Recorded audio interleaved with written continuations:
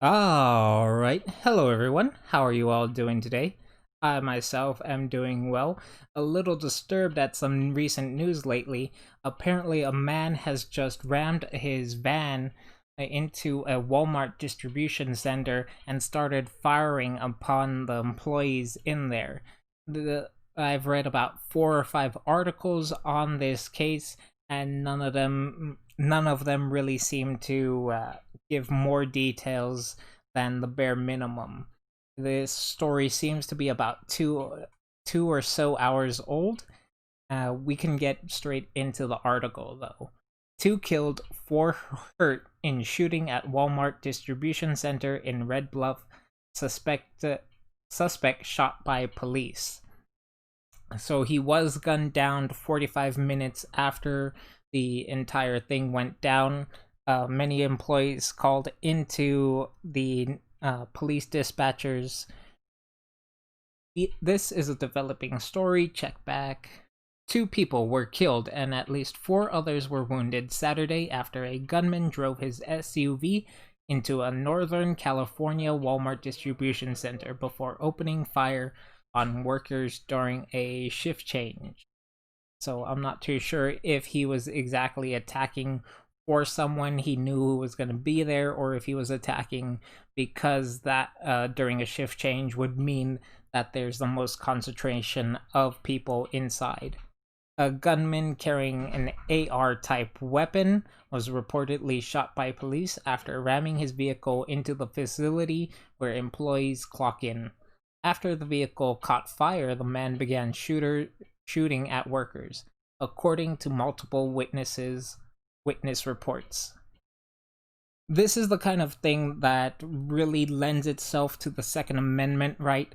Because if more of the workers were allowed to carry their weapons, they would have been more easily ready to fight back, or in some such nature. Although this isn't the time or place to really talk about that sort of thing. In addition to the 2 facilities, 4 people were. Oh, no, I'm sorry. In addition to the 2 fatalities, 4 people who were struck are receiving care at St. Elizabeth Community Hospital. They are in fair condition, spokeswoman Allison Hendrickson told the Sacramento Bee.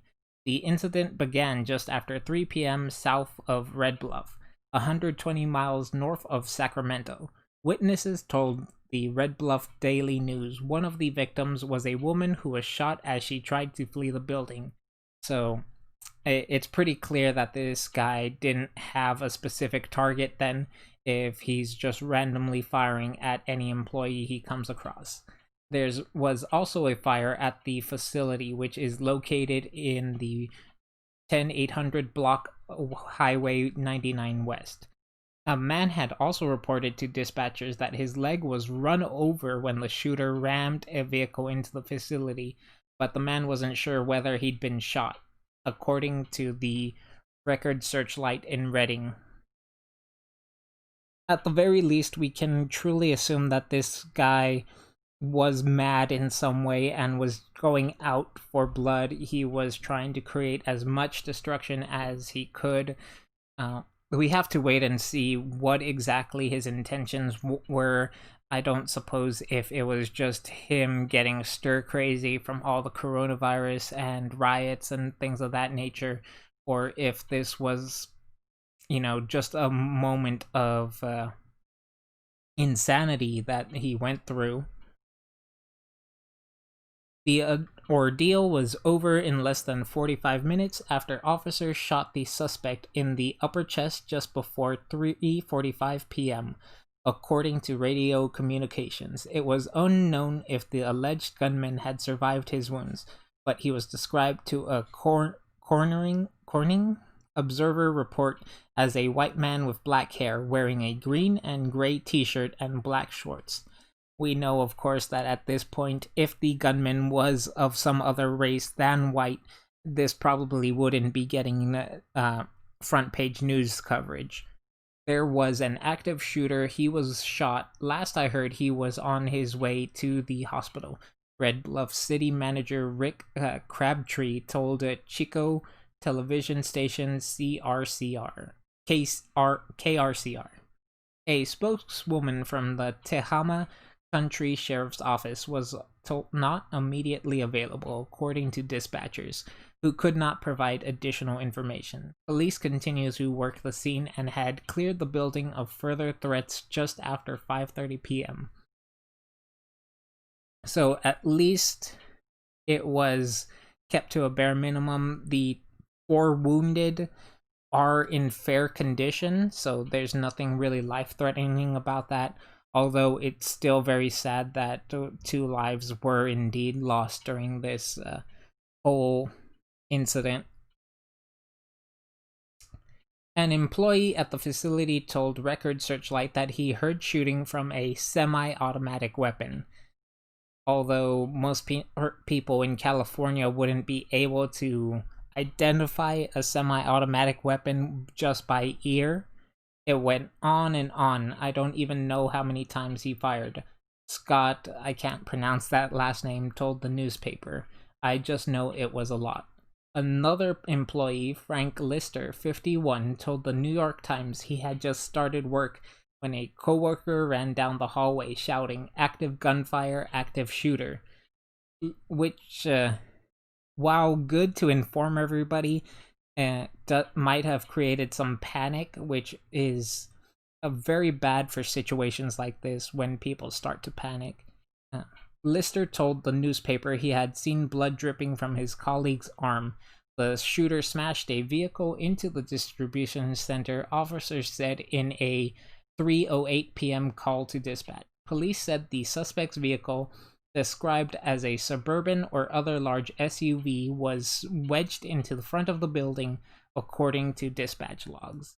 Employees at the center told Action News Now that the CBS affiliate in Chico that a shooting had taken place with about 200 workers inside the facility, some of whom locked themselves in a room. Now, I do hope that we get information on this story rather quickly, because it can be the difference between all hell breaking loose and not. Although I don't trust the media to report this without stoking flames that have been dying out since the riots have lost steam, and ever since Chaz has been started to be broken up as well. There's not much to go on at the moment, though, so I can't speculate either which way, and there, of course, were 2 dead in this incident, so I don't want to push a political agenda either way, but there will be some who come out and start speaking before the bodies are even cold. I hope that we at least have some sympathy for everybody who had gotten hurt, and that this doesn't lead to more situations like this. I hope this isn't a sign that there are people out there just completely tired of it all and breaking or things of that nature. Anyways, if you enjoyed this content, go ahead and leave a like. If you want to hear more news or just my opinions on a multitude of facets, go ahead and hit subscribe. Otherwise, if you have thoughts, go ahead and leave those in the comment section down below as well. Once again, my prayers do go out to the people who are hurt and to the families who have just lost members. That's about all I have to say. Until next time, take care.